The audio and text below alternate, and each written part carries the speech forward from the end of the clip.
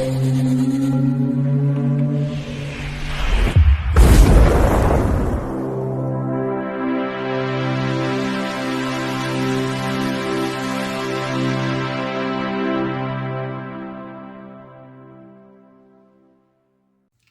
Bayek, it's me Ian, and in today's video I'm continuing my look at classic Doctor Who, and today, well, it's a regeneration episode, so here it is. The Caves of Androzani from 1984. Previously we'd seen Planet of Fire. And the next one after this will be the Twin Dilemma. Now, this is interesting because the Twin Dilemma introduces Colin Baker as the new Doctor. And it happened in the same season. So we saw that, people were left with the impression that Twin Dilemma represented the new Doctor. And, well, that wasn't such a good impression, particularly the episode. But it's the only time they've ever done that. We've always had to wait for after a regeneration for the next season. But anyhow, they did that, didn't they? So this is the 21st season, and it's the 6th story. It comprises of 4 episodes. It was transmitted the 8th of March to the 16th of March, 1984. Now, it's written by Robert Holmes. Yeah, it's a return because he hasn't written anything for Doctor Who since The Power of Kroll in 1978. And it's directed by Graham Harper. Oh, yeah, Graham Harper. 17 episodes he directed for Doctor Who. But what is interesting is he directed for Classic Who, but also The Who from 2005. Yes, so he crosses that divide between Classic Who and the revived Who 2005. Fantastic director. Now, the script editor is Eric Saywood, and it's produced, of course, by John Nathan Turner. And the music is by Roger Lim. So, the cast. Now, we've got Peter Davison as the 5th Doctor. We've got Colin Baker as the 6th Doctor. And we've got Nicola Bryant as Perry. And we've got Christopher Gable, who plays Sharon's Jack, the villain, the brilliant, tortured villain, a villain with a bit of depth as well for Doctor Who. Now, he was a ballet dancer, choreographer, and also an actor. Now, he was in Song of Summer, 1968, Women in Love, 1969. The Music Lovers, 1971. The Boyfriend, 1971. The Slipper and the Rose, 1976. The Lair of the White Worm, 1988. We come across that Ken Russell film quite a bit. And also The Rainbow, 1989. Then we've got John Normington, who plays Morgus, who also was to appear in the Happiness Patrol of 1988, Sylvester McCoy debut season story. Yes, less said about that. Now, films he was involved with. Inadmissible Evidence, 1968. A Midsummer Night's Dream, 1968. Stardust. Oh, yes, I love Stardust. David Essex film, 1974. Rollerball. Well, Rollerball, 1975. The Medusa Touch, 1978. A brilliant film. Richard Burton in that one. 39 Steps, another remake, 1978. I think that's the Robert Powell one. Private Function, 1985. 84. A brilliant British film. Michael Palin. Wilt. underrated Wilt, love Wilt, 1989, and Atonement, 2007. The Torchwood episode he was in was Ghost Machine, 2006. So, wow, what a contribution there. Then we've got Barbara Kinghorn, who plays Timmy. She was in the various TV series and TV films a lot. Then we've got Robert Glenister, who plays Salentine. Now, he was in a lot of TV series and TV films, but of course, between 1980 and 1982, he was in Sink or Swim. 19 episodes, 3 series with Peter Davidson. Yes, so they're back together. Yes, there we are. Love it. I love that bit. It's great. Absolutely great. So, the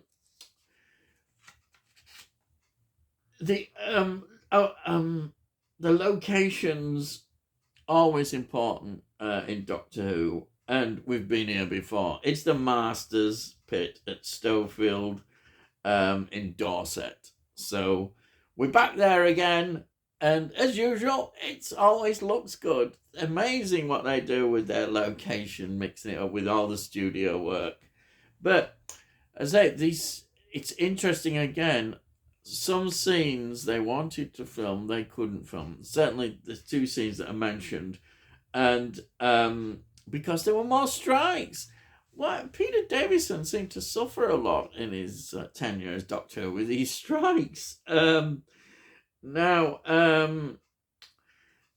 there is a regeneration scene, of course, in this. And the companions were brought in.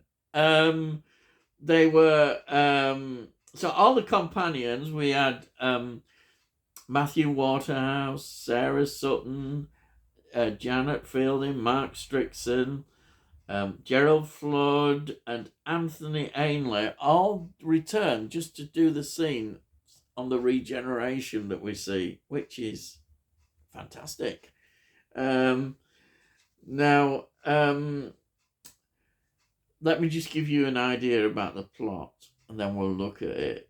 Now, on the planet Androzani Minor, there's a war of control over the life-prolonging substance Spectrobox.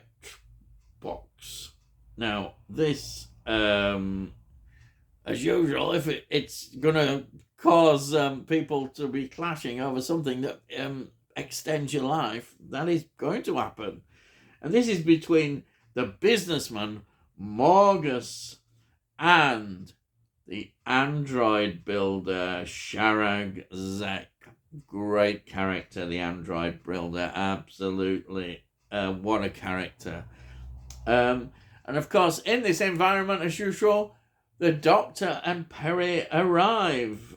And as usual, they get locked up quite a bit and captured, and then they have to explain themselves. But I think the sense you get when you're watching this story, knowing that it's a regeneration story, there's this sense to me of foreboding always there. And despite all the distractions that you see, you know something terrible is going to happen to the Doctor, and that he's going to regenerate. And I mean, the major distraction, of course, is Zek, the android builder. What a creation. He's like a Phantom of the Opera kind of person. You know, the mask and what's behind the mask, what's happened that terrifies people. But it's a brilliant performance. It's again got this Shakespearean aspect to it. This actor who also almost breaks the fourth wall, because he the way he does it and talks like that, he's talking to you, the audience. It's a great performance, and people say, what's he doing this? But it works. I think it works, this Shakespearean performance. It really does. He's a great over the top Doctor Who. And of course, we've also, when you've got the villains laughing and their plans, and you can't help but love all that. So that to me is absolutely wonderful. You can't help but think. Now this, the way it looks is absolutely fantastic. You've got to compliment the director on this. He does a great job at bringing out the great performances as well. And it has, as I say, been voted by many people as the greatest Doctor Who story. Always usually in contention in New Who with Blink, probably. And for me, of course, it's Genesis of the Daleks. Is it my favourite Doctor Who story? Is it the greatest Doctor Who story? In my opinion, before I get shot, no, it's not. I always go back to, and again, it's controversial because it's the Daleks, but Genesis of the Daleks is Doctor Who at its greatest. It always is for me. There's just something so special about that. Not that I'm saying this is a bad story, though it is usually getting, in terms of the classic series, possibly their best. They're saying it even goes above Genesis of the Daleks. But if we look at the 2005, they always include Blink. It's interesting that Blink's included because the Doctor's not in it that much, really. And I've never understood why that. I can see why the concept and that with the weeping angels and all that is a fantastic concept. But I never see it as the greatest ones. It's an excellent episode, yes. But is it the greatest of the whole art of history? No, not for me. But it's just my opinion. It's the same with this. But, I mean, dare I say it, this is possibly not even my favourite Peter Davison story. I've loved so many of his stories. And the one that always I love, I suppose because of the historical part of it, is The Visitation. I absolutely love The Visitation. It's such a good story. But I can see why people do vote for it. It's got a great quality to it. And as I say, it looks good. It looks amazing. That cinematic quality even that you get in. So that is why it's so well thought of, I think.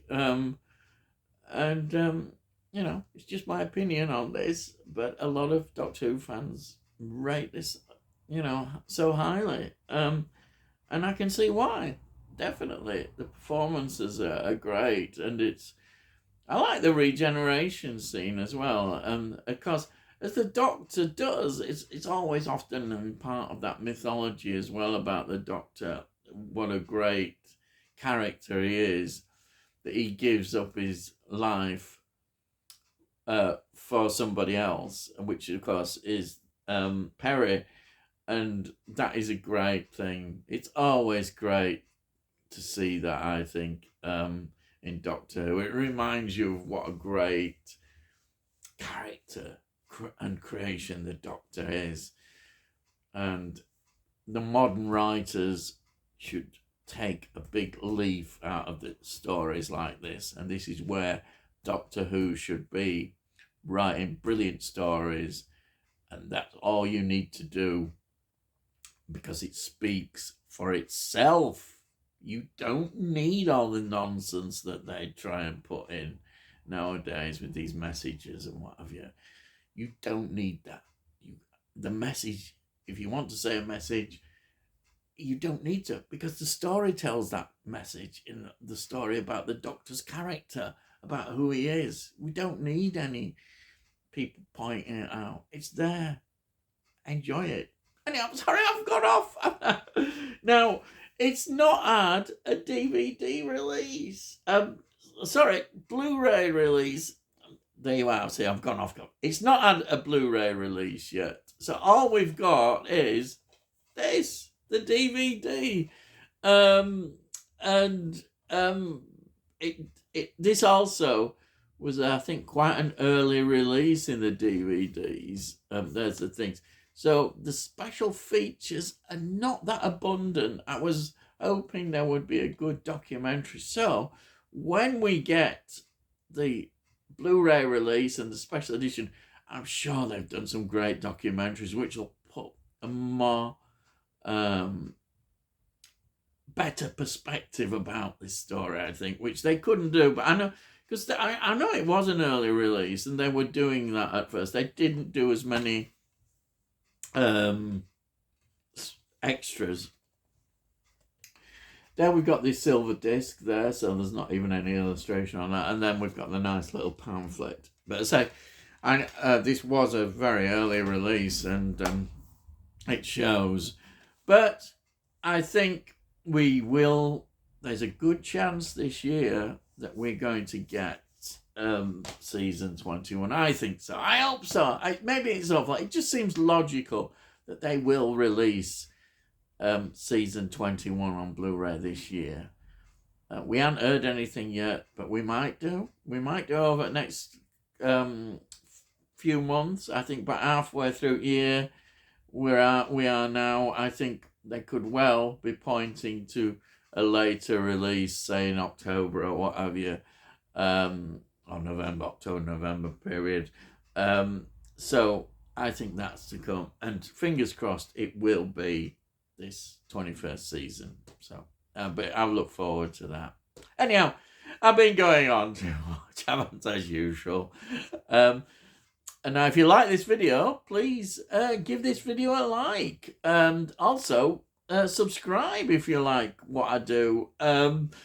Also, look in the playlists. If you subscribe, you can see all the previous reviews of Doctor Who, but I do also a lot of films, TV shows, sometimes a bit of music, not as much maybe now, and collecting kind of stuff, all with a very much retro feel. And if you have any comments, please put your comments down. I'll always reply to them. And that's it. So all I've got to say is, I'll see thee again.